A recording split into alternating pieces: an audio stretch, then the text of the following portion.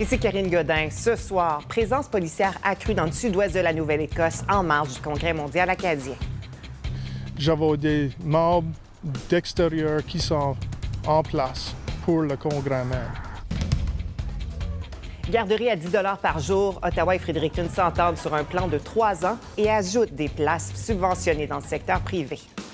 On l'attendait, on attendait le plan, ça fait déjà un moment, 2023. On l'accueille bien, c'est sûr. Et c'est un départ pour la pêche au homard dans le détroit de Northumberland.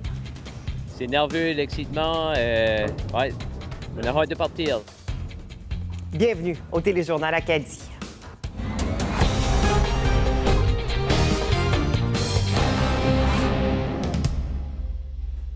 Bonsoir à tous. Le Congrès mondial acadien commence ce samedi en Nouvelle-Écosse et les organisateurs attendent près de 30 000 personnes. Des dizaines d'animaux de compagnie abandonnés à Rimouski. Ce soir, au Téléjournal. Ça nous fait une immense charge de travail ici pour le refuge, non seulement en termes de temps qu'on donne à ces animaux-là, mais aussi en termes de frais monétaires. Un refuge débordé fait appel à des familles d'accueil pour subvenir aux besoins. Malgré les feux de forêt et une grève de 2 semaines à la traverse, l'industrie touristique de la Côte-Nord pourrait bien s'en tirer. Il y a eu quand même des annulations qui ont été recensées sur l'ensemble du territoire. Cependant, jusqu'à présent, les statistiques sont assez bonnes. Un camp de vacances et des amitiés qui perdurent. La base de plein air Bellefeuille fête ses 50 ans. Ma mère est venue, mon oncle comme campeur puis moniteur. Donc c'est sûr qu'eux nous ont transmis l'amour pour Bellefeuille. Le Téléjournal Est du Québec avec Charles-Alexandre Tissière. Bonsoir, mesdames et messieurs. Bienvenue au Téléjournal. Le nombre d'animaux abandonnés à Rimouski est exceptionnellement élevé depuis le début de l'été. Dolbeau-Mistassini aura un refuge permanent pour accueillir les itinérants. C'était une situation d'urgence. Il fallait s'occuper de ça pour rassurer nos citoyens qu'on était conscients du problème et qu'on allait trouver des solutions. Également au Téléjournal, devant une hausse d'incivilité, le Café Cambio met fin à ses dons de café à autrui. On a des clients qui pourront plus bénéficier des cafés et des soupes solidaires qui étaient des clients exemplaires. Puis c'est triste de devoir arrêter ça à cause de ces personnes-là, tu sais. Saguenay réaffirme son intention de réaliser le projet de bibliothèque à la baie. 2 choses qu'on m'a demandé, c'est de livrer dans les meilleurs coûts une bibliothèque de qualité et dans les meilleurs délais. Donc, c'est ce qu'on fait. Et Sarah Dufour en première partie de Bryan Adams, c'est ce soir. Venez nous rejoindre à la zone portuaire.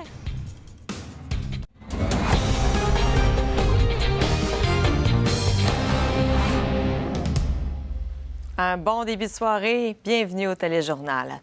L'augmentation de l'itinérance frappe partout, hein? Même les petites villes doivent maintenant s'adapter à cette situation. Les vacances de la construction sont terminées. Place maintenant au chantier. Il risque d'y avoir effectivement des impacts et plus de congestion, notamment à l'approche du pont Pierre-Laporte dans les 2 directions. Fermeture complète du pont de Québec, réaménagement de tronçons majeurs. La patience des automobilistes sera de mise. C'est pas mal toujours pareil, c'est quand même assez l'enfer. Je pense que c'est un mal obligé, là. C'était le temps. Aussi au Téléjournal... Attention! Est-ce que ça va passer? Oui! Jean-Simon Desgagnés se qualifie pour la finale olympique du 3000 mètres steeple. C'est de tout donner puis d'essayer de faire un petit coup de magie pendant cette finale-là. Et les marchés publics dressent un bilan de mi-saison positif. La météo et la clientèle sont au rendez-vous. Les produits sont frais, les produits sont abondants, ils sont un peu plus tôt cette année.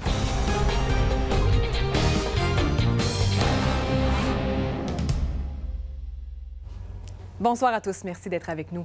On commence en vous parlant, et oui, encore une fois, de chantiers routiers. Il y en a plusieurs à surveiller d'ici la fin de la saison estivale. Le promoteur de l'exposition Imagine Van Gogh, présentée l'été dernier au Colisée Vidéotron, n'aurait pas payé la ville de Trois-Rivières. Itinérance, une brigade d'une trentaine d'intervenants du CIUS sur le terrain depuis le début de l'été.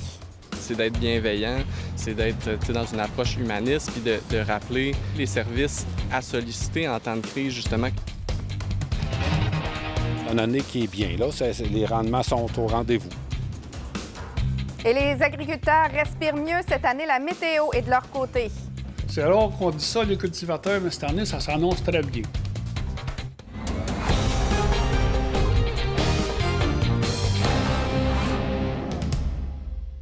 Bon mardi, bienvenue au Téléjournal. La Ville de Trois-Rivières accumule les mauvaises expériences avec des locataires. Après les Lions de Trois-Rivières, Cassandra, il y a une autre entreprise qui doit une somme importante à la Ville.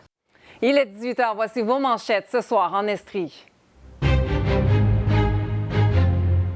Kamala Harris a fait son choix. Elle fera campagne aux côtés du gouverneur du Minnesota, Tim Walz.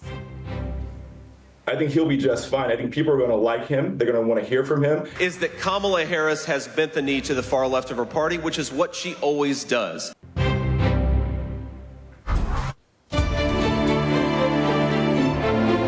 Réduction de la consommation d'eau. Waterloo mise sur l'installation de compteurs d'eau sur l'ensemble des résidences de son territoire. Ils vont pouvoir aussi vérifier si, après quelques mois, on a une grosse dépense d'eau. Pourquoi? Pour s'assurer qu'il n'y a pas une fuite en quelque part. Donc, ça a un côté très écologique.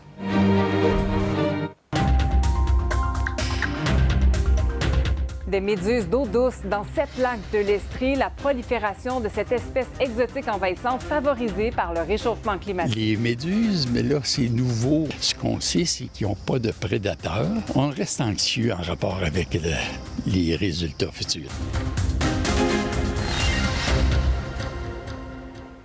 Bon début de soirée. Après quelques jours de suspense, Kamala Harris a fait son choix aux États-Unis. Son colistier s'appelle Tim Walz. C'est l'actuel gouverneur du Minnesota. Il a 60 ans. Il a été militaire, a enseigné dans les écoles publiques. C'est un homme qu'on dit souriant.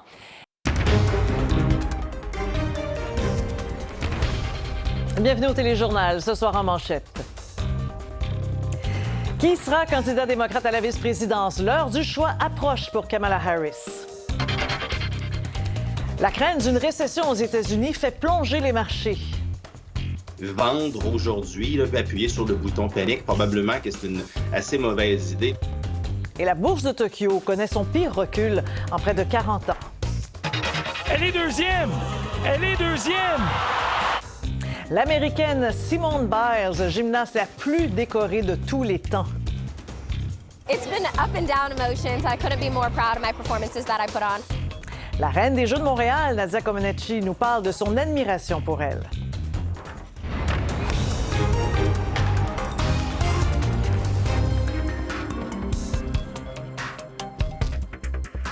Bonne fin d'après-midi, mesdames, messieurs. Ici Julie Drolet. Le suspense demeure toujours aux États-Unis. Qui va être nommé colistier de Kamala Harris dans la course à la Maison-Blanche? On devrait le savoir d'ici demain. Yasmine, il y a 3 noms qui se démarquent dans toutes les rumeurs qui circulent. Ce soir au Téléjournal, Jeux olympiques de Paris, Audrey Leduc de Gatineau et Jacqueline Madogo d'Ottawa ne seront pas de la finale du 200 mètres. C'est difficile.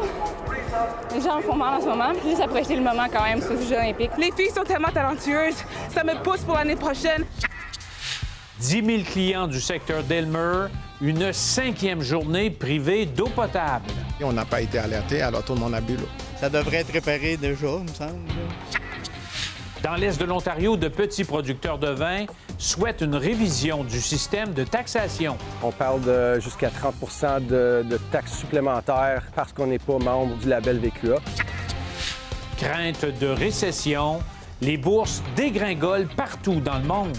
Il commence à avoir un petit peu de spéculation que peut-être l'économie américaine va un petit peu moins bien.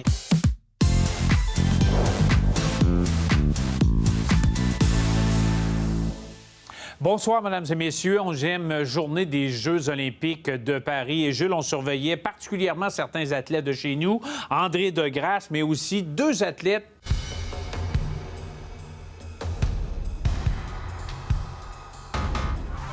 Mercredi 7 août, ce soir, en manchette.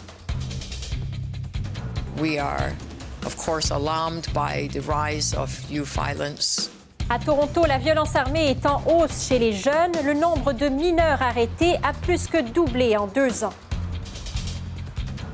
Comment rendre la fabrication du ciment moins polluante? Une entreprise ontarienne développe une technologie de captage du carbone. Trying to make carbon capture profitable. and then it's more viable. Élections américaines, les candidats des deux partis en opération séduction dans des États du Midwest.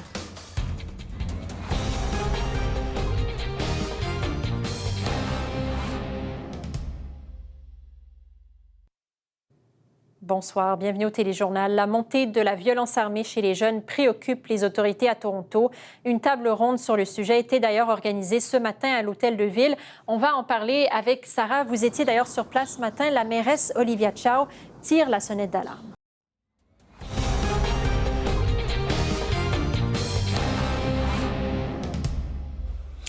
Bonsoir tout le monde et bienvenue à cette nouvelle soirée d'infos. Eh bien, comme vous le savez déjà, je ne suis pas seul pendant cette période des Jeux Olympiques parce qu'il y a au moins 2 provinces qui partagent ce temps d'antenne. Du coup, ma partenaire de Régine est encore là ce soir. Bonsoir Zoé. Bonsoir Godlove. Et on part de suite dans le nord de la Saskatchewan, à Prince-Albert exactement, où la communauté a rendu hommage à un homme... Bon après-midi, mesdames et messieurs. Bienvenue au Téléjournal Alberta, Colombie-Britannique. L'afflux d'eau et de débris provoqué par la rupture du barrage de la rivière Chilcotin descend le fleuve Fraser et devrait atteindre la ville de Hope sous peu. La grêle et des orages violents créent de sérieux dommages à Calgary et provoquent la fermeture de certaines parties du terminal domestique de l'aéroport de Calgary. Et 2 artistes de l'Alberta participent au Festival international de Granby dans le cadre du volet Artistes franco-canadiens émergents. Il va y avoir beaucoup d'apprentissage à faire et juste beaucoup de belles choses à un peu absorber là, en tant qu'artiste. Alors, je m'attends que ce soit un peu intense, mais vraiment amusant aussi. Le fameux barrage de la rivière Chilcotin, créé par un glissement de terrain, a finalement cédé à la pression de l'eau.